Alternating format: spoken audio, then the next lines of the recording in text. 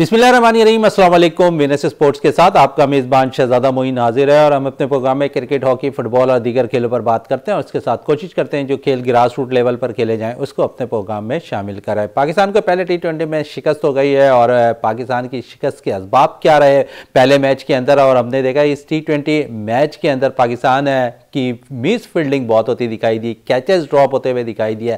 आया इतना बड़ा स्टाफ है जो टीम के साथ मुंसलिक है, वो क्या काम कर रहा है अब तक है इस चीज़ की वजाहत सामने नहीं आई है, क्योंकि हमने देखा कि ऑस्ट्रेलिया में पाकिस्तानी टीम भी कैचेस बहुत लूज कर रही थी, मिस फील्डिंग वहाँ भी हो रही थी। और अब T20 जो आगाज़ हुआ न्यूजीलैंड के खिलाफ, वहाँ पर भी पाकिस्तान ने पहले T20 में कैचेस काफ़ी ड्रॉप किए जो शायद बड़े रन बनाने के लिए न्यूजीलैंड के लिए हामी भरती दिखाई दी। और इसमें अगर हम बात कर लें इस T20 मैच के हवाले से, तो जिस तरह पाकिस्तान की बैटिंग रही है और जिस तरह पाकिस्तान के ओपनर साइम अय्यूब ने बैटिंग का मुजाहरा किया, इस हवाले से भी बात करेंगे। हमें senior sports analyst Ubaid Awan ने टेलीफोन लाइन पे ज्वाइन किया है। उबैद साहब, बहुत बहुत शुक्रिया वीनस स्पोर्ट्स में टाइम देने का। पहले मैच में शिकस्त तो हो गई है लेकिन दूसरा मैच खेला जाना है और ऐसा लगता है कि पाकिस्तान को पहले T20 में जिस तरह पाकिस्तान के खिलाड़ियों ने परफॉर्मेंस दी है, गो के अगर देखें नौजवान खिलाड़ी दोनों ही ने अच्छा परफॉर्म किया है। साइम अय्यूब की बात करें, उन्होंने 8 पे 33 खेले। दूसरी तरफ अब्बास आफरीदी को चांस दिया गया, डेब्यू पे उन्होंने बड़ी ज़बरदस्त बॉलिंग का मुजाहरा किया, 3 विकेटें हासिल की हैं। क्या कहेंगे साइम अय्यूब और ख़ासकर अब्बास आफरीदी के हवाले से? और फिर हम देखते हैं कि डग आउट पे भी 3-4 नौजवान प्लेयर्स और बैठे हुए हैं। बिस्मिल्लाहिर्रहमानिर्रहीम। जी शहजादा मोइन, आपका बहुत बहुत शुक्रिया कि आपने मुझे मौका दिया। जहाँ तक बात है पहला मैच हारने की, तो बहुत सारी उसमें वजूहात हैं। खासतौर से आप देखें तो जो मेन 2 चीज़ें हैं वो पाकिस्तान की फील्डिंग और बॉलिंग, ये दोनों जो है बहुत ज़्यादा ख़राब गई, जिसकी वजह से पाकिस्तान को शिकस्त का सामना करना पड़ा। फिर कप्तानी अगर देखें तो मेरे ख्याल में शाहीन शाह अफरीदी ने जिस तरह से कप्तानी की उसके ऊपर भी बहुत सारे सवालिया निशानात हैं कि बैटिंग आर्डर में जिस तरह से उन्होंने तब्दीली की और ख़ुद वो अचानक जो है वो 5 नंबर पर बैटिंग के लिए चले गए, तो ये भी बहुत एक ऐसा डिसीजन था जिससे उस पर नुकसान हुआ है पाकिस्तान टीम को। तो काफी सारे बैड जो है वो डिसीजन रहे हैं इस। अच्छा उबैद भाई, ये भी बता दें क्योंकि हम फील्डिंग के हवाले से काफ़ी बातें कर रहे हैं। हमने कोशिश की थी कि ऑस्ट्रेलिया में जिस तरह हमारी फील्डिंग रही थी, हम ये समझते थे कि न्यूजीलैंड में हमारी जो इतना बड़ा स्टाफ किया हुआ है फील्डिंग का, बॉलिंग कोच, बैटिंग कोच, हर कोई वहाँ पर मौजूद है, लेकिन हम देखते हैं कि हमारे या तो प्लेयर सीखना नहीं चाहते या फिर ग्राउंड में शायद वो इस किस्म की परफॉर्मेंस नहीं दिखा सकते जिससे पाकिस्तान टीम को कुछ फ़ायदा हो। देखिए ज़्यादातर जो फील्डिंग है ये ऐसा शोबा है कि जो प्लेयर खुद उसको इम्प्रूव करना चाहे तो वो इम्प्रूव होगा। माजी में हम देखा हमारे पास अच्छे फील्डर रहे हैं, लेकिन ओवरऑल अगर देखें तो हमारे जो जिस तरह की फिजिक है और जिस तरह की हमें ट्रेनिंग करवाई जाती है हमारे प्लेयर्स को, तो वो इस काबिल नहीं है कि जो इंटरनेशनल स्टैंडर्ड को मीट कर सके। और आप देखते हैं कि हमारे यहाँ जो है फिटनेस के ऊपर बहुत ज़्यादा कंप्रोमाइज़ किया जाता है। प्लेयर्स का पता नहीं होता कि कौन कितना फिट है। जिस तरह माजी में जो है वो यो टेस्ट हुआ करते थे, आपको याद होगा कि उसमें प्लेयर्स की फिटनेस का पता चलता था कि कौन कितना फिट है, जो उसके पैमाने मुकर्रर किए गए थे तो कौन उसको मीट करता है। लेकिन पिछले 2-2.5 साल से ये सिलसिला जो है वो नहीं है और उससे प्लेयर की फिटनेस जो है बहुत ज़्यादा अहम किरदार होता है फील्डिंग के अंदर, तो उसको जो है हम बहुत ज़्यादा लैग कर रहे हैं। और यही वजह है कि हमें नज़र आता है कि इंटरनेशनल क्रिकेट में हम जहाँ भी जाते हैं, आप वर्ल्ड कप उठाकर देख लें, आप ऑस्ट्रेलिया का टूर देख लें, आप न्यूजीलैंड का देख लें, इससे पहले भी एशिया कप देख लें और उससे पहले की जो सीरीज थी, तो हमें ये चीज़ जो है वो वाज़ेह तौर पर नज़र आई है। और जितने भी स्पोर्ट्स एनालिस्ट हैं या जितने भी हमारे सीनियर सहाफ़ी हैं, एंकर्स हैं, हमारे एक्स प्लेयर्स हैं, वो हमेशा इसके ऊपर जो है वो बात करते रहे हैं कि पाकिस्तान को अपनी फील्डिंग को बहुत ज़्यादा बेहतर करने की ज़रूरत है, जो कि नज़र नहीं आ रहा कि उसके ऊपर जो है वो काम हो रहा है। कोचेस जरूर रखे जा रहे हैं, स्टाफ जरूर है टीम के साथ, लेकिन इम्प्रूवमेंट हमें कहीं भी नज़र नहीं आ रही। तो इसके ऊपर जो है वो पाकिस्तान क्रिकेट बोर्ड को कुछ न कुछ इसके ऊपर हिकमत अमली बनानी होगी कि प्लेयर की फिटनेस को इम्प्रूव किया जाए और फिर उनकी फील्डिंग के ऊपर काम किया जाए, तो मेरे ख्याल में बेहतर रिजल्ट आ सकते हैं। अच्छा उबैद अवान साहब, इस मैच के अंदर जो मैच खेला गया था पहला T20 और उस पर हमने देखा था शाहीन शाह अफरीदी ऊपर नंबर पर बैटिंग करने आया है। आप समझते हैं कि इतना टैलेंट उनके अंदर मौजूद है एज ए ऑलराउंडर के ऊपर नंबर पर वो बैटिंग करने आ जाएं, बजाय इसके कि आपके पास अच्छे बैटर्स मौजूद थे? मेरे ख्याल में ये शाहीन का फैसला जो है वो बहुत गलत था, और इस यहाँ पर इस मौके पर जो है उन्हें नहीं आना चाहिए था बैटिंग के लिए, क्योंकि वो खुद को अगर ऑलराउंडर समझ रहे हैं तो मेरे ख्याल में वो उस कैटेगरी में फॉल नहीं करते। और एक जो डोमेस्टिक इवेंट होता है या पीएसएल के अंदर अगर आप इस तरह की कोई इम्प्लीमेंट करना की कोशिश करते हैं तो मेरे ख्याल में वो ज्यादा बेहतर होता है, ज्यादा उसका जो है ना वो रिजल्ट आ सकता है। लेकिन इंटरनेशनल क्रिकेट में ये चीज जो है वो नुकसानदेह होती है कि अचानक से आप इतना बड़ा फैसला करें कि एक बॉलर या स्पेशलिस्ट बॉलर है शाहीन शाह अफरीदी, और वो जा रहे हैं 5वें नंबर पर बैटिंग के लिए, जो कि मेरे ख्याल में किसी तरह से जो है उसको मैं मुनासिब नहीं है समझा जाता है, मुनासिब नहीं है, क्योंकि उसका रिजल्ट भी अच्छा नहीं आया। और पहली बात तो ये है कि ये इस तरह का डिसीजन मुझे नहीं पता कि इसमें जो है वो टीम मैनेजमेंट, मोहम्मद हफीज, उमर गुल, बाकी जितना कोचिंग स्टाफ है वो इतना उन्होंने इसको किस तरह से इतना सपोर्ट किया कि वो जाकर जो है एक ऐसे टाइम पे जबकि विकेटें गिर रही हैं वहां पर पाकिस्तान को जरूरत थी कि ऐसे स्टे करने जो कि वो पर जाकर विकेटें गिरने का सिलसिला रोके, और बाबर आजम जो कि उस वक्त क्रीज पर मौजूद थे तो उनको एक सपोर्ट चाहिए थी दूसरी साइड पर, लेकिन शाहीन जो है वो काम नहीं कर पाए। तो मेरे ख्याल में ये एक बुरा डिसीजन था। चलें उबैद अमान साहब, थोड़ी सी बात हम नौजवान बैटर साइम अय्यूब के हवाले से कर लें। और बड़ी ज़बरदस्त इनिंग बारी खेली है उन्होंने, और ऐसा लगता है मुस्तकबिल बड़ा ताबनाक नज़र आ रहा है साइम अय्यूब का। और T20 की तर्ज की जो क्रिकेट खेलता है उनको भरपूर तौर पर मौका मिला। कुछ देर अगर विकेट पे वो ठहर जाते तो पाकिस्तान को शायद एक अच्छा मैच हो सकता था कि पाकिस्तान वो मैच में कामयाबी हासिल कर सकता था, जिस किस्म के उन्होंने बारी खेलते दिखाई दिए थे। बिल्कुल आपने सही कहा, साइम ने जो T20 कैरियर जो है वो बड़ा जबरदस्त तरीके से शुरू किया है, बड़ा वो एक अलग ही फॉर्म में नजर आए हैं। हालांकि टेस्ट डेब्यू उनका जो है वो कोई इतना ज्यादा अच्छा नहीं रहा था, जो ऑस्ट्रेलिया के खिलाफ उन्होंने आखिरी सिडनी टेस्ट में उन्होंने डेब्यू किया तो वो यादगारें कुछ ज्यादा अच्छी नहीं थी। लेकिन T20 में और खासतौर से जो पहला मैच हमने देखा तो उसमें वो बहुत जबरदस्त लुक में नजर आए, और 8 गेंदों पर 27 रन की इनिंग खेलना ब्रिलियंट, क्योंकि जिस तरह से उन्होंने शॉट्स खेले, जिस तरह से उनकी जो शॉट सिलेक्शन थी उसके ऊपर जो है काफी ज्यादा उनको सराहा जा रहा है। तमाम एक्स प्लेयर्स भी उसकी बहुत ज्यादा तारीफ कर रहे हैं कि साइम ने बड़ी जबरदस्त इनिंग खेली, और नो डाउट अगर वो थोड़ा सा और रुक जाते विकेट पर, लेकिन स्कोर जाहिर है बहुत बड़ा था पाकिस्तान के सामने। और जिस तरह से न्यूजीलैंड ने 226 रन का टारगेट सामने रखा था, 227 का टारगेट 226 न्यूजीलैंड ने बनाए थे, तो एक बड़ा स्कोर।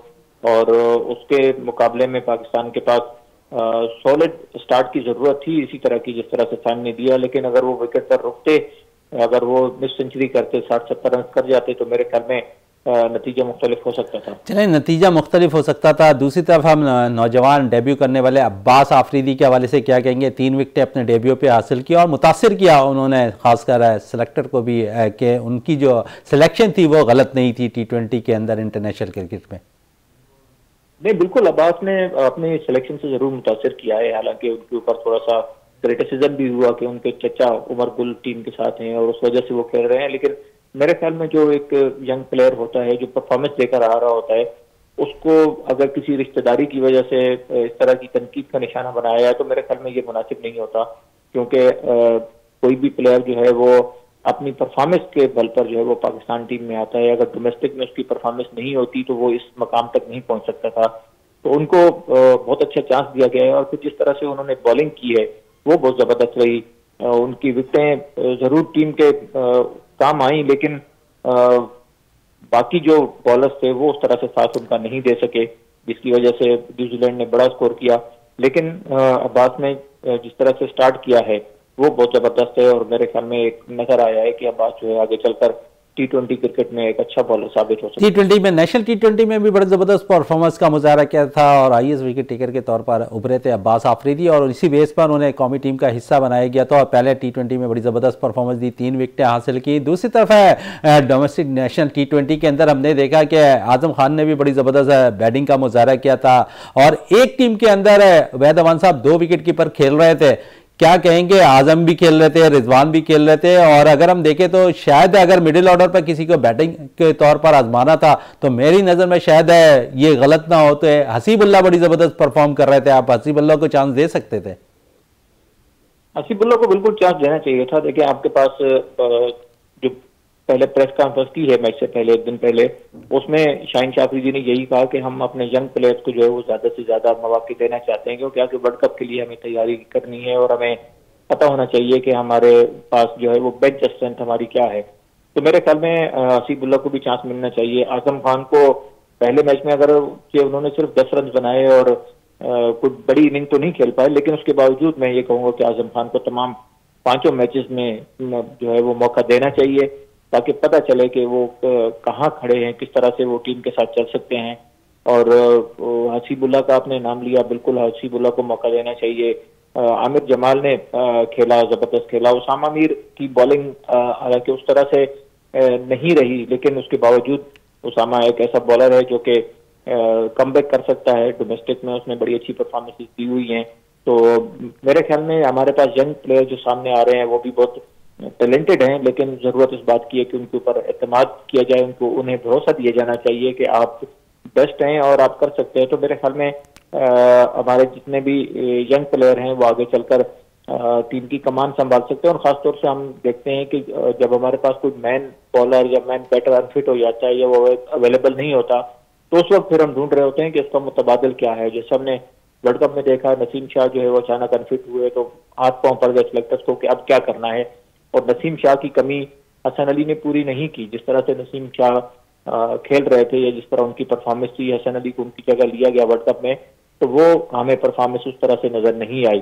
तो मेरे ख्याल में ये हमारे पास बेहतरीन मौका है कि हमें अपनी बेंच स्ट्रेंथ को मजबूत करना चाहिए और अपने यंग प्लेयर्स को मौका देना चाहिए, ताकि आगे वर्ल्ड कप में वो हमारे लिए जो है वो बेहतर साबित हो। यंग प्लेयर की बात कर रहे हैं तो जमान खान भी टीम के साथ मुंसलिक है, साहबजादा फरहान भी बड़ा जबरदस्त परफॉर्म किया है नेशनल T20 के अंदर। 5 मैचेस है और अगर 5 मैचेस के अंदर 1 मैचेस हो चुके हैं, लेकिन अगर इनको भी सलाहियतें इनकी भी परखना है तो यकीन सेलेक्टर को यही चाहिए, मैनेजमेंट को यही चाहिए कि जो मैचेस बाकी हैं उनमें इन खिलाड़ियों को भी मौका फराहम करे, क्या कि पाकिस्तान, क्योंकि अभी PSL है और PSL के बाद हम देखेंगे कि बाकायदा तौर पर पाकिस्तान ने वर्ल्ड कप खेलने जाना है। तो आप समझिए अच्छा साइन होगा एक। बिल्कुल अच्छा टाइम है पाकिस्तान के पास, अभी मैचेस हैं और तैयारी का मौका है पाकिस्तान के पास, और बड़ी अच्छी तैयारी जो है वो हो सकती है अगर हमें ये दस्तयाब जो मौके हैं उनको सही तरह से ये यूटिलाइज कर पाएं। क्योंकि कंडीशंस का जरूर फर्क होगा। आप जिस तरह से न्यूजीलैंड में खेल रहे हैं या फिर आपने आकर PSL में खेलना है या फिर आपने इंग्लैंड जाना है, तो वर्ल्ड कप जो है वो अमेरिका और वेस्ट इंडीज के अंदर है, तो वहाँ की कंडीशंस, वहाँ की पिचेस, वहाँ का मौसम जो है वो बिल्कुल डिफरेंट होगा। तो बिल्कुल डिफरेंट होगा, वहाँ की कंडीशन भी डिफरेंट होगी वेस्ट इंडीज़ और अमेरिका की, और पाकिस्तान हम उम्मीद करते हैं वहाँ अच्छा परफॉर्म करे। उबैद अमान साहब, आपका बहुत बहुत शुक्रिया विनस स्पोर्ट्स में टाइम देने का। इस वक्त ब्रेक के लिए कहा जा रहा है, ब्रेक से वापस आते हैं तो गुफ्तगू को मज़ीद जारी रखते हैं।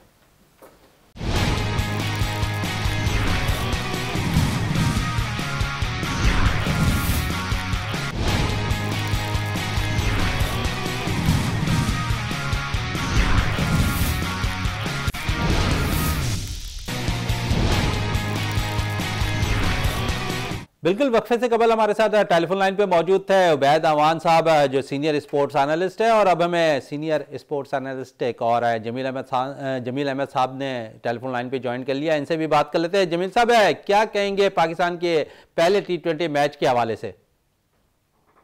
देखें शहजादा भाई, पहले T20 मैच जो हुआ है ना, तो उसके अंदर जाहिर सी बात है कि अभी पहला मैच कुछ लड़के इसमें नए इन्होंने शामिल किए हैं, तो हमें जो है ना इनको एक एज देना चाहिए, मार्जिन देना चाहिए। भाई देखिए ना, 226 रन जो है ना बहुत ज्यादा पाकिस्तान के बॉलरों ने बनवा दिए। 10 ओवर में 99 थे, बाकी के 10 ओवर में आखिर के 27 रन बने, और ये हमारी खराब फील्डिंग का नतीजा है।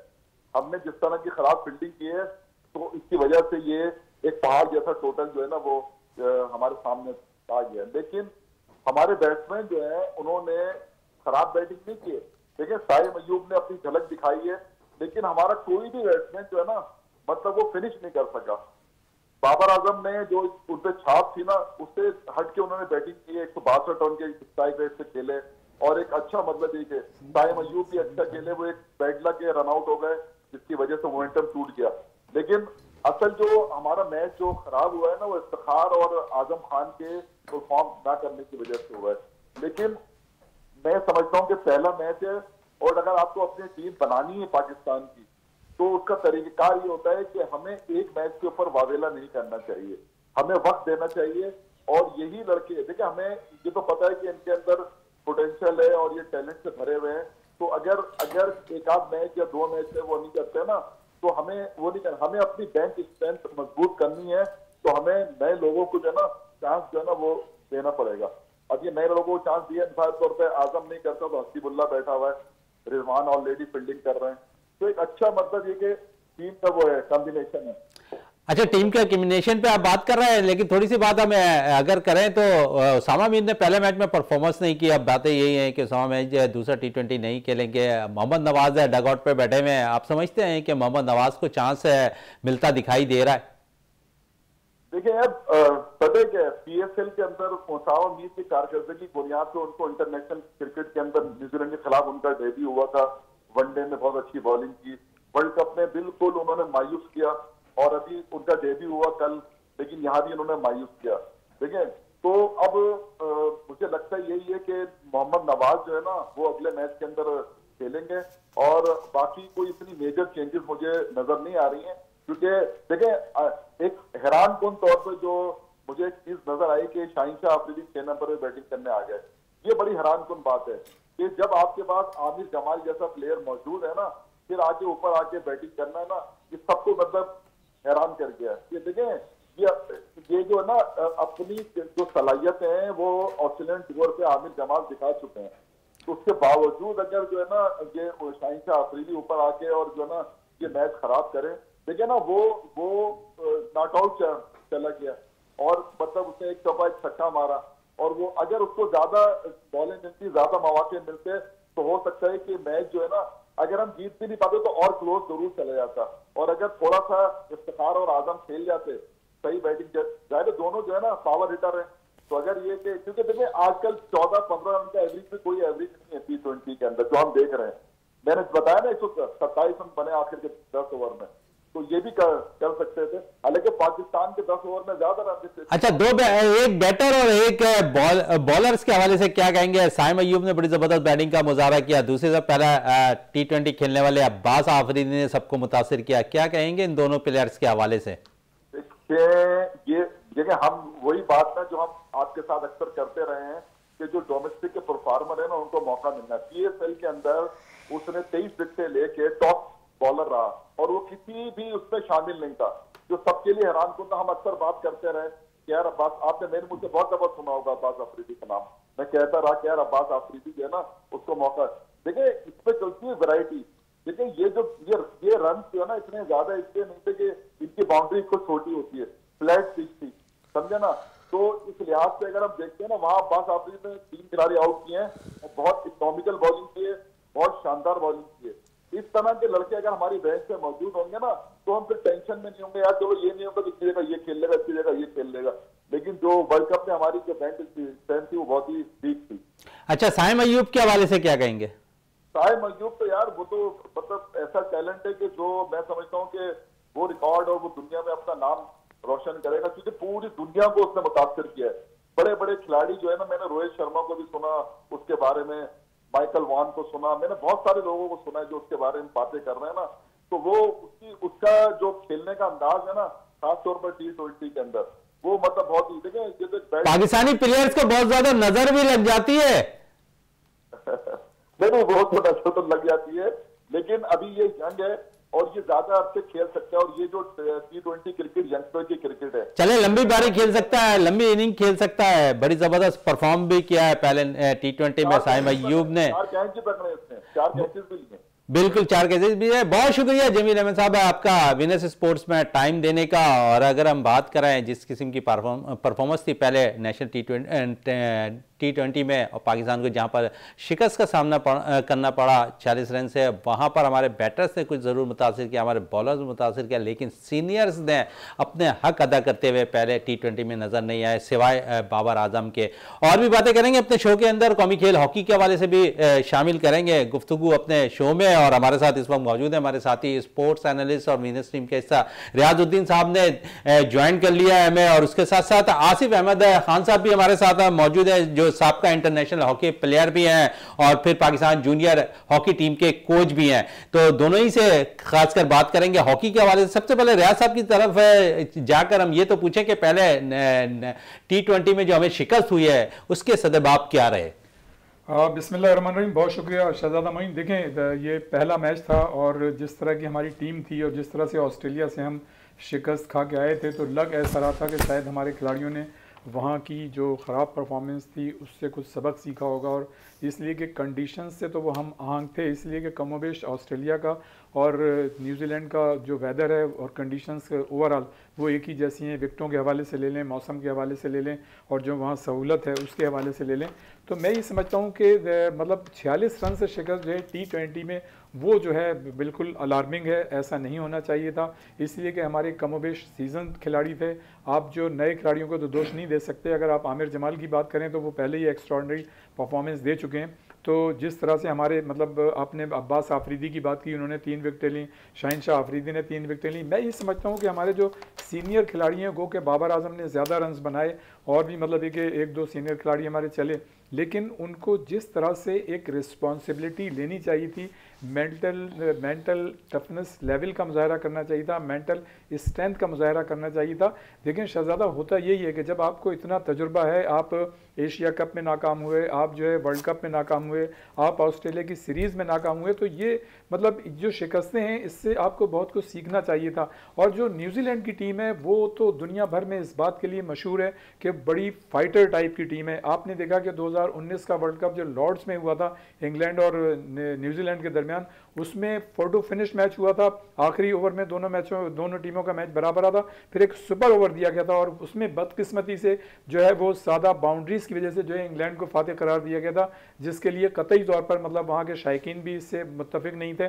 तो मैं ये समझता हूँ कि जो परफॉर्मेंस दी है न्यूजीलैंड के खिलाफ 46 रन की शिकस्त जो है बहुत ज़्यादा। आप ये देखें कि न्यूजीलैंड के बैटर्स जो थे उनका जो स्ट्राइक रेट जो था पहला, अगर आप पावर प्ले देखें पहले 5-6 ओवर्स तो उसमें उनका फिर कप्तान केन विलियमसन भी जो है काफी दिनों बाद टीम में आया और फिर एक 57 रन की बारी भी खेलने में कामयाब रहे। बिल्कुल देखें ना, उनके 2 बैट्समैन मतलब ये तो देखें, पैट कमिंस की कप्तानी बड़ी शानदार है, वो बर वक्त फैसले करते हैं सिचुएशन के हिसाब से। और मैं ही समझता हूँ कि उनके बैटर्स ने जो परफॉर्मेंस दी, और हमारी जो है ना फील्डिंग एज यूजुअल जो है वो ख़राब रही है। ज़ाहिर हमने कैचेस ड्रॉप किए, गो के कैचेस उन्होंने भी ड्रॉप किए, लेकिन जब जो बराबर की टीमें होती हैं तो उसमें देखना ये होता है कि कौन सी टीम जो है कम गलती करती है और कौन सी ज़्यादा गलती। चले गलतियों पे रियाजुद्दीन साहब आपसे मजीद भी बात करेंगे पाकिस्तान क्रिकेट टीम के हवाले से। आसिफ अहमद खान साहब हमारे साथ मौजूद हैं, जूनियर हॉकी टीम के कोच हैं। आसिफ साहब, हॉकी की जो मौजूदा सूरत हाल है इस पर क्या कहेंगे? सबसे पहले तो हमें ये बता दें कौन सी वाली सूरत हाल की बात कर रहे हैं आप टीम एडमिनिस्ट्रेशन की या खेल की? एसोसिएशन की भी और खेल की भी। और खेल पे अगर हम देखें तो क्वालिफाइंग राउंड के लिए टीम पहुंच चुकी है और वहां पर भी बाकायदा क्वालिफाइंग राउंड खेलना है पाकिस्तानी टीम को। जी बिल्कुल, हमारी टीम सीनियर टीम जो गई है वो क्वालिफाइंग राउंड खेलने के लिए इंशाल्लाह बस बहुत जल्द जाएगी। देखें, अभी हमारे पास जो परफॉर्मेंस हमारी प्रीवियस जो जूनियर टीम का हमारे पास जो बैच हमने लिया हुआ था, एशिया कप हमने खेला ओमान के अंदर, वहाँ हमारी 2nd पोजीशन रही, बहुत अच्छी परफॉर्मेंस रही। उसके बाद फिर हम एक जौहर बारू में इवेंट खेलने के लिए गए, वहाँ टॉप 8 वर्ल्ड की टीम जो है ना उन्होंने पार्टिसिपेट किया था, विच इज़ वेरी मतलब हेल्पफुल फॉर द मतलब पाकिस्तान टीम, क्योंकि वो टीम्स के साथ क्योंकि ड्यू टू आपको पता है हमारे टूर्स वगैरह थोड़े कम हुए हैं, जिस तरह हमें होने चाहिए थे उस तरह से हमें नहीं मिल सके ड्यू टू सम फंडिंग और this type of reasons. But हमने वहाँ जाके जो परफॉर्मेंस हमने दी है वो हमारी टीम से मतलब ऑस्ट्रेलिया हो गई या न्यूजीलैंड हो गई, बड़ी बड़ी टीम्स वहाँ पे मौजूद थी। उन्होंने एक मतलब उनको बहुत शौक हुआ कि इस टीम की इतनी मतलब ऑन द 11th आवर ये टीम बनकर आई है और इसकी ये परफॉर्मेंस रही है। तो उसमें हमने माशाल्लाह काफ़ी ज़्यादा, हमारे पास जूनियर बैच है, उसने हमारा काफ़ी गुड परफॉर्मेंस हमारी रही, उस वाले इवेंट में भी रही, हमारी एशिया कप में। उसके बाद हम जौहर बारू में जो खेलने के लिए टूर्नामेंट गए थे वहाँ पे हमारी 4th पोजीशन आई थी, लेकिन वहाँ टॉप 8 टीम्स थी और वो टॉप 8 बहुत अच्छी टीम्स थी, मतलब उसमें कोई ऐसी नहीं थी कि बिल्कुल ही 3rd उसकी टीम होगा ना। तो अब हमने उसके बाद जो अल्हम्दुलिल्लाह क्वालिफाई किया है, उसके क्वालिफाई तो ऑलरेडी हम कर चुके थे। जो हमने फाइनल राउंड वर्ल्ड कप का खेला है उसमें भी हमारा जो पूल था वो डेड पूल था, क्योंकि उसके अंदर आप देखें न्यूजीलैंड और बेल्जियम में मैचेस तो अच्छे खेले हमने, उसके बाद क्या हो गया टीम को? नहीं, मैचेस अगर आप हमारे देखेंगे ओवरऑल जो, क्योंकि हमारा हर मैच फाइनल मैच था, क्योंकि हम पहला मैच खेला हमने हॉलैंड से, वो हमने ड्रॉ किया, उसके बाद हमारा सेकंड मैच हुआ था उसके साथ अपना अलग अलग करे न्यूजीलैंड के साथ, वो हम लोग जीत गए थे। फिर हमारा थर्ड मैच हुआ है बेल्जियम के साथ। बेल्जियम आपको पता है मतलब यूरोपियन थर्ड नंबर की टीम है, और हॉलैंड जो यूरोपियन चैंपियन टीम है। तो उसमें हमारा ऐसा मतलब मैचेस थे कि हमें कहीं पे भी हम किसी भी चीज़ को वो नहीं कर सकते, और जहाँ पे हमारा बेल्जियम को हमने जो इक्वल किया है मतलब, तो वो हमारे लिए एक बहुत बड़ी मतलब एक विक्ट्री थी जो हमने क्वालिफाई कर लिया था। अनफॉर्चुनेट सर उसमें ये हुआ कि जो हमारा क्वार्टर फाइनल के लिए हमने क्वालिफाई कर लिया था, हमारा गोलकीपर की जो इंजरी हुई है ना, वो हमें बहुत बड़ा जो सेटबैक, क्योंकि हमारा गोलकीपर वो सेटल्ड हो चुका था, क्योंकि उसने 3-4 मैचेस वो पहले भी खेल रहा था और वो खेल रहा था। और जो हमारा हालांकि सेकंड गोलकीपर वो भी बहुत अच्छा था, लेकिन वो क्योंकि प्रेशर्स होते हैं, वो वर्ल्ड कप है, वो एक कॉमन मैच नहीं है, तो वर्ल्ड कप का एक प्रेशर, और सामने आपके स्पेन जैसी टीम, वो स्पेन की टीम आपने देखा होगा क्या उसकी परफॉर्मेंस रही है, और वो बहुत ही मतलब एक्स्ट्रा ऑर्डिनरी उनके जो लड़के थे उनकी मतलब हर चीज़ में जो है ना ये बड़ी परफेक्शन थी, शॉर्ट कॉर्नर ये वो मैच हमने उसको बिल्कुल जो है ना अपना राफे लड़का था उसको हमने डाल दिया। उसका वहाँ पे स्टार्टिंग उसने बहुत अच्छी ली थी, लेकिन उसके बाद उसको ये हुआ कि वो एक शॉर्ट कॉर्नर उसको वहाँ पे गोल जो हो गया उसकी मतलब डाउन साइड पे शॉर्ट कॉर्नर के ऊपर, वहाँ से वो थोड़ा सा जो है ना मतलब शटर हो गया। उसकी वजह से फिर हमारी टीम थोड़ा सा वो नीचे जाती गई, तो वो हमारे लिए मैच ख़राब हो गया। तो ये थोड़ा सा वो था कि हम लोग मतलब कर सकते थे, लेकिन वो गोलकीपर का एक हमारे को ऐसा, आपको पता है 70% हॉकी है जो है ना वो गोलकीपर पे डिपेंड करती है, और हमारे गोलकीपर की परफॉर्मेंस ख़राब हुई, उसकी वजह हमारा सारा जो है ना वो प्लान ख़राब हो गया। और फिर मौजूदा सूरत हाल के हवाले से क्या कह रही हैं? मौजूदा सर सूरत हाल तो देखें, हर कोई बंदा चाहता है बेहतरी हो, बट कोई प्लान होता है उसका। अब हमारे यहाँ क्योंकि प्लानिंग जो है ना वो उसको जो है ना फंडिंग उसके लिए चले फंडिंग की आपने बात के लिए तो 100 मिलियन रुपए हुकूमत ने दिए, आप फंडिंग की है हॉकी के लिए, तो आप समझ रहे अब बेहतर होगी चीज़ें। अब इंशाल्लाह बिल्कुल इस तरह की चीज़ें होंगी। अगर ये हमें थोड़ा सा पहले भी मिल जाती ना, अगर हमारा जो टीम जा रही थी जिस प्रिपरेशन में थी, तो इससे और मज़ीद जो है ना बेहतर हो सकती थी हमारी परफॉर्मेंस। लेकिन इंशाल्लाह ताला मुझे बहुत होप है, क्योंकि जो हमारे पास एक जो पूल ऑफ प्लेयर्स है ना वो बहुत अच्छा जो है ना वो हो गया, और वो आप देखेंगे अभी सीनियर टीम में भी इंशाल्लाह ताला, और दूसरे मैचेस होंगे उसमें हम आ रहे हैं, काफ़ी अच्छी बेहतर परफॉर्मेंस हो गई पाकिस्तान। चलिए काफ़ी अच्छी, हमें अभी दुआ है कि पाकिस्तान हॉकी एक दफ़ा फिर परवान चढ़े, और पाकिस्तान जिस तरह माजी में भी सब जिलाली परचम दुनिया भर में लहराता हुआ नज़र आता था, एक दफ़ा फिर नज़र आए। रियाजुद्दीन साहब बात हो रही थी कल के परसों के मैच के हवाले से, और उस पर हमने देखा कि अब्बास आफरीदी ने बड़ा मुतासिर किया है सबको, साइम की दिलकश बैटिंग ने भी सबको मुतासिर किया, लेकिन डग आउट पर बैठे हुए साहबजादा फरहान बड़ा ज़बरदस्त परफॉर्म किया है। क्या समझते हैं कि इस 5 T20 मैचेस के अंदर साहबजादा फरहान को भी मौका मिलना चाहिए? शहजादा, इससे पहले कि मैं आपके इस क्रिकेट का जवाब दूं, मैं हॉकी की मतलब वहीं से बात करूंगा जो आपने कहा कि इस वक्त मौजूदा सूरत हाल जो है पॉलिटिक्स की क्या है। ज़ाहिर है ये तो चूँकि ज़ाहिर टीम के साथ हैं तो इतनी ज़्यादा मतलब जो भी बात की इन्होंने बिल्कुल सही की। मैं थोड़ा सा इसको आगे बढ़ाऊंगा। देखें हमारे जो इस वक्त एनवायरनमेंट है ना, पूरी मतलब एक माहौल का जो है उसका मतलब एक रिफ्लेक्शन है। देखिए फ़ंड्स अपनी जगह अहमियत रखते हैं, फंड्स इसमें कोई शक नहीं, लेकिन फ़ंड्स के साथ साथ आदमी की विल भी होनी चाहिए। और मैं ये समझता हूँ कि अगर हमारी टीमें जो रिक्वायरमेंट है अगर उसके मुताबिक परफॉर्मेंस हॉकी की नहीं दे रही हैं तो इसमें लड़कों का कोई कसूर नहीं है, ये हमारी मैनेजमेंट का और सिस्टम का कसूर है। अगर हम अपने सिस्टम को बेहतर कर लें और फंड्स देखें ऑन एंड ऑफ जो है फंड्स हमें मिलते रहे हैं, सिंध गवर्नमेंट भी 8 से 10 करोड़ रुपए देती रही है, लेकिन जिन लोगों को मैनेज करना चाहिए था, अच्छा ये कोई एक अभी की कहानी नहीं है, ये तो 10-15 साल से यही सिलसिला चल रहा है कि हमारी टीम जो है वो ऊपर नहीं आ पा रही है। तो उसकी वजह ये है, देखें बेसिक वजह तो ये है कि अर्ली 90s में 30-35 डिपार्टमेंट्स की टीमें होती थी, जो जब सर डिपार्टमेंट से पहले अगर हम बात कर ले तो क्लब हॉकी हमारी खत्म हो गई है, स्कॉटनी नहीं हो रही है। अगर चीजें हो जाए, सारी चीजें हो जाए, मैनेज हो जाए, तो शायद आसिफ साहब भी एग्री करेंगे अगर ये चीजें आ जाएंगी तो बेहतर हो जाएगी। हमने खुद जो हॉकी शुरू की थी ना वो क्लब लेवल से स्कूल लेवल पे जो हमारी वहां तो खत्म हो गई। अभी मैं हाल ही की बात कर लूं, क्योंकि अगर स्कूल की आपने बात कर ली है तो Islahuddin hockey academy Pakistan ranger Sindh की जानिब से इवेंट है जारी है। अब बड़ी मुश्किल से 6 टीमें बनी है गर्ल्स और बॉयज की, तो हमारा हॉकी का म्यार ये रह गया है, अब शायद 6 टीमें भी पूरी नहीं हो रही है। ऐसे ही है बिल्कुल। असल में थोड़ा सा इसमें प्रॉब्लम ये हो रहा है कि स्कूल्स में जो है ना, अब हॉकी को असल में नेशनल लेवल पे थोड़ी इस तरह की परफॉर्मेंस रही नहीं है, और ना ज़्यादा वहाँ पे मतलब पहले तो प्लेयर्स में एक चार्म होता था ना कि वर्ल्ड चैंपियन हो रहा है और ये हो रहा है वो रहा है। अब सारे जो हमारा वो है डाइवर्ट हो गया, डिफरेंट स्पोर्ट्स पे चले गए और नए गेम्स भी बहुत सारे ऐसे आ गए जो इंडोर गेम्स भी जो हैं जो वर्ल्ड लेवल पे खेले जाते हैं बच्चे, उसमें भी इन्वॉल्व हो गए। तो ये ऐसा एक आध वो वजह नहीं है, इसकी वजह बहुत सारी ये होती है कि जब ये हमारे को कोई आगे गोल नज़र आता है कि हम जा रहे हैं, जैसे मैं भी खेलता था कि बड़े बड़े डिपार्टमेंट से हमारे मतलब एम होता था कि हम कस्टम में या PIA में या नेशनल बैंक बड़े बड़ी ऑर्गेनाइजेशन में हम आकर उसका पार्टिसिपेट कर देंगे, उसका हिस्सा बनेंगे, फिर हम अपना फ्यूचर सिक्योर करेंगे। वो चीज़ें फिर वाइस साइज से ख़त्म होना जो शुरू हुई है, उससे जो है ना बहुत बड़ा एक जो सेटबैक हुआ है ना, हॉकी को बहुत डैमेज हुआ है, क्योंकि हॉकी का टोटल डिपेंड जो है ना वहाँ पे होता था प्लेयर का, कि उसको पता होता था कि मेरा एक रोज़गार मुझे मिल जाएगा। उसको हमने मतलब इस चीज़ को मतलब बड़ा वो करके चलते थे कि हम किसी ना किसी डिपार्टमेंट के साथ साथ रियाज साहब अगर हम देखें तो, क्योंकि हम माजी में आप भी हॉकी खेलते रहे हैं, तो स्कूलों में हॉकी काफ़ी हुआ करती थी और बड़ा जोश होता था कि समीउल्लाह, कलीमुल्लाह, फिर शहबाज सीनियर, दीगर और भी प्लेयर, उनको बच्चे पहचाना करते थे, हॉकी में दिलचस्पी लेते थे। लेकिन अब तो कप्तान तक का नहीं पता होता है बच्चों को हॉकी के। देखें शहजादा, आपने बिल्कुल सही बात की है। देखें ये हॉकी जो है ना, जो प्लेयर्स होते हैं नौजवान, जब वो हॉकी की तरफ जाते हैं तो ब्रेड एंड बटर होता है। मैं वही बात कर रहा था आसिफ की बात से पहले कि देखें जब 30-35 डिपार्टमेंट्स थे तो एक माहौल था, यानी PIA कस्टम की टीमें थी, बैंकों की टीमें थी, शिपयार्ड की, डॉकयार्ड की, कराची पोर्ट्स की, PWD की, KDA की, मतलब इतनी टीमें थी कि पूरे पाकिस्तान से यहाँ प्लेयर आते थे, उन्हें जॉब और सर हॉकी स्कूलों में हुआ करती थी, स्कूलों में होती थी तो फिर डिपार्टमेंट तक प्लेयर जा रहे होते थे ना सर। जा रहा हूँ, देखें जब लड़कों को ये पता होगा कि भाई उसका कैरियर इसमें सेफ है तो वो स्कूल की हॉकी में भी इन्वॉल्व होगा। मैं अपनी बात करता हूँ कि जब मैं स्कूल में था तो हमारे मोहल्ले के लड़के, हमारे वालिद कहते थे कि यार देखो तुमने पूरी ग्रेजुएशन करनी है, पोस्ट ग्रेजुएशन करनी है, फिर आपने नौकरी करनी है। तो मैं उनको आगे बताता था कि भाई फला लड़का जो है उसने तो मैट्रिक किया था, वो फला डिपार्टमेंट लग गया फला, तो मुझे भी हॉकी खेलने की इजाजत दें। तो उन्होंने कहा अच्छा ठीक है चलो। तो हम इस इंटरेस्ट में कि हमारी जॉब लगेगी, हम अपने स्कूल में, मुझे अच्छी तरह याद है कि मैं 10वीं में था, मैं PT मास्टर को, वहाँ वो सो रहे होते थे, उनको उठाता था कि आप हमें हॉकी दें और हम मैच खेलेंगे।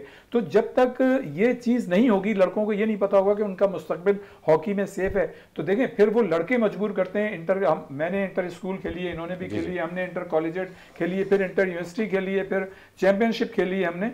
तो उस वक्त एक माहौल था, उसकी वजह सिर्फ ये थी कि आपका जॉब और करियर था, नंबर ऑफ प्लेयर्स ज़्यादा थे, नंबर ऑफ क्वालिटी प्लेयर्स मिलते थे।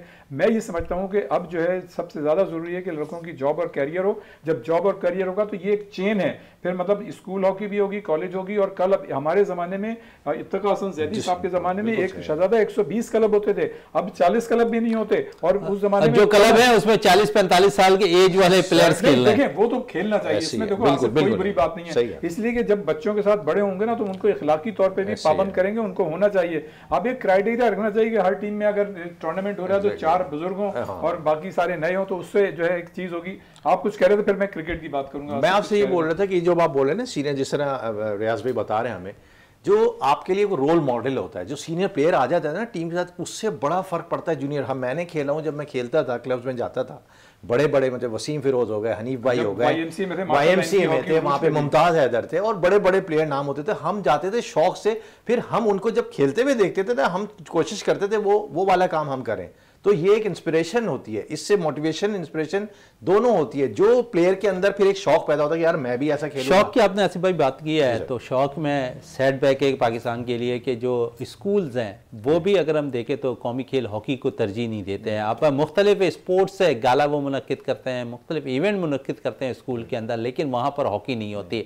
तो शायद ये भी सेटबैक है हमारे लिए कि हमारे पास स्कूलों में जो है बाकायदा या तो हॉकी नहीं है या हॉकी प्लेयर्स नहीं है। और पहले के सर स्कूल में ये होता था कि हॉकी, मैं अभी भी हूँ, तो हॉकी का पूरे ग्राउंड 2 ग्राउंड होते थे और वो भरे हुए होते थे, मतलब चांस ही नहीं मिलता था। मैं कभी हबीब की टीम में नहीं आया था। ऊपर से अब जैसे मैं बता रहा हूँ, जैदी साहब के ज़माने में थे, जो कराची के ट्रायल्स होते थे ना, इसमें जूनियर टीम के ट्रायल होते थे, वहाँ पर मैं ऐसा लेफ्ट विंग इनसाइड खेलता था। तो रियाज भाई जब मैं ट्रायल के लिए नाम लिखवाने के लिए गया था मैं वहाँ पे, तो मेरा सिर्फ लेफ्ट इन में 17वें नंबर पे नाम था, सिर्फ लेफ्ट इन, एक पोजीशन की बात बता रहा हूँ मैं आपको। और मेरी जो टर्न आई थी वो 4थे दिन जाके लास्ट सेशन में आई थी। आप इससे अंदाजा लगा लीजिए कंपटीशन लेवल क्या था। फिर लड़कों के अंदर जज्बा था, ग्राउंड तक लड़के जाया करते थे रियाजुद्दीन साहब। अब तो देखेंगे हॉकी वीरान हो गई है, किसी भी एक उसके साथ वीरान तो हुई है, उसके साथ हम देखेंगे जिन ग्राउंड्स पे ऑस्ट्रोटर्फ लगे हुए थे उसकी भी हालत आपके सामने है। अच्छा शहजादा, बिल्कुल आपने सही कहा, लेकिन अब मैं बात करूंगा जो क्वालिफाइंग राउंड में हमारी टीम जा रही है। देखें इस जो क्वालिफाइंग राउंड हो रहे हैं यहाँ पे 8 टीमों में से 3 टीमें जो है टॉप की वो जो है क्वालिफाई मतलब करेंगी। तो अब पाकिस्तान का पहला मैच जो है वो बरतानिया से, इंग्लैंड से, फिर जो है पाकिस्तान का चाइना से और उसके बाद न्यूजीलैंड की टीम से। तो मैं ये समझता हूँ कि देखिए हमारे खिलाड़ियों में पोटेंशियल है, उनमें कैपेबिलिटी है, उनमें कैपेसिटी है, कर सकते हैं वो। लेकिन देखिए हमारे खिलाड़ियों का एक्सपोजर बहुत कम है। आप ये देखें ना कि हमारी रैंकिंग कम थी तो बाहर की टीमें हमसे खेलना पसंद नहीं करती थी। हमारे पास फंड्स नहीं थे तो ना तो हम बाहर जा सकते थे, ना दूसरी टीमों को बुला सकते थे। जब तक आपका प्लेयर जो है ना वो ज़्यादा से ज़्यादा इंटरनेशनल मैचेस नहीं खेलेगा, उसकी मतलब है कि उसमें क्वालिटी पैदा नहीं होगी। देखिए अभी हमारा, मैं बिल्कुल बरमला ये बात कहूंगा कि हमारे जो खिलाड़ी हैं नो डाउट उनकी नेक नीति पे आप शुक्रिया नहीं कर सकते, अपनी पूरी एफर्ट्स करते हैं, लेकिन उनकी फिजिकल फिटनेस, उनका स्टेमिना जो है, जो इंटरनेशनल इस वक्त रिक्वायरमेंट है, मेयार है, जो दूसरी टीमों का है उसके मैच नहीं करता। ये लड़कों की खामी नहीं है, ये हमारे सिस्टम की और जो कुछ हमारे साथ गुजर रहा है उसकी ये खामी है। लेकिन मैं ये समझता हूँ हमें अच्छी उम्मीद रखनी चाहिए, हमारे खिलाड़ियों में पोटेंशियल है और इंशाल्लाह वो इसमें जो है अगर क्वालिफाई कर जाएंगे तो ये एक बहुत बड़ी बात होगी। इसलिए कि गुज़श्ता सालों में ना तो हम वर्ल्ड कप के लिए क्वालिफाई कर सके, ना ओलंपिक के लिए, और एक ज़माना ऐसा तक थे हम क्वालिफाइंग राउंड का तो नाम ही नहीं जानते थे, सुनते ही नहीं थे, बराह रास्त हमारी टीम जाती थी। और हमारी दुआ है कि अब वो क्वालिफाई, इसकी मिसाल शायद आप दे दें, क्योंकि पिछले दिनों जब मेरी बात हो रही थी हनीफ खान से तो ये कहते थे कि हमें तो पता ही नहीं हुआ था कि पाकिस्तानी टीम ने क्वालिफाइंग राउंड भी खेलना है, हम तो ज़्यादा के ऊपर टॉप नंबरों पर हुआ करते थे। शहजाद देखें हमारा तो वो दौर था जब हम हॉकी मतलब शुरू कर रहे थे, खेल रहे थे, तो उस वक्त हमारी टीमें दुनिया में पाकिस्तान का सर जिलाली परचम बुलंद कर रही थी और हमें पहले से पता होता था। आसिफ भी इस बातें गवाह है कि जब हमारी टीम उतरा करती थी तो हम पहले से अंदाजा लगा लेते कि आज हमारी टीम इसके खिलाफ 5 गोल करी थी, और आपस में हम लोग तय करते थे और फिर मतलब एक उसको चाय या मतलब एक लस्सी पिलाया करते थे कि यार आपकी बात सही है, हमारी सही है। अच्छा, तो हमारी दुआएं टीम के साथ हैं। अब आते हैं क्रिकेट की तरह। आपने कहा था साहबजादा फरहान की और अब्बास आफरीदी की। देखें अब्बास आफरीदी ने तो अपनी जो क्वालिटी थी वो शो कर दी, 3 विकेटें लेनी। उस खिलाड़ी में बड़ा मतलब उसकी जो बॉलिंग है बड़ा वेरिएशन है, उसमें क्रिएटिविटी है और इनोवेशन। मतलब आप देखें ना कि उसकी मतलब हर बॉल जिस तरह से वो करता है तो उसमें तो मुस्तकबिल का एक असासा आप समझें आमिर जमाल की तरह। और रह गई बात आपके फरहान की, जो आपने कहा था कि चांस मिलना चाहिए, मैं ये समझता हूँ कि जो खिलाड़ी डोमेस्टिक क्रिकेट में या फर्स्ट क्लास क्रिकेट में आपकी अच्छी परफॉर्मेंस देते हैं उनको हर सूरत में चांस। बिल्कुल, रियाज साहब कह रहे हैं कि जो डोमेस्टिक क्रिकेट में परफॉर्म करे उसे हर सूरत में जो है कौमी टीम में चांस मिलना चाहिए और उन्हें मौका भी फराहम करना चाहिए। जिस तरह साहबजादा फरहान ने नेशनल T20 के अंदर 492 रन स्कोर किए, टॉप बैटर्स में रहे हैं और नेशनल T20 के अंदर। इसी तरह अब्बास आफरीदी भी थे जिन्होंने नेशनल T20 के अंदर सबसे ज्यादा विकेटें हासिल की थी और उनका सिला पाकिस्तान की जानिब से खेलते हुए उनको मिलता हुआ दिखाई दिया। आसिफ साहब आपका बहुत शुक्रिया, रियाजुद्दीन साहब आपका शुक्रिया। प्रोग्राम का अख्ताम करते हैं इस दुआ के साथ कि पाकिस्तान में खेल और खिलाड़ी तरक्की करते रहें और पाकिस्तान का सब जिलाली परचम दुनिया भर में रोशन रहे। इसी के साथ अपने मेज़बान शहजादा मोइन को इजाज़त दें। पाकिस्तान जिंदाबाद।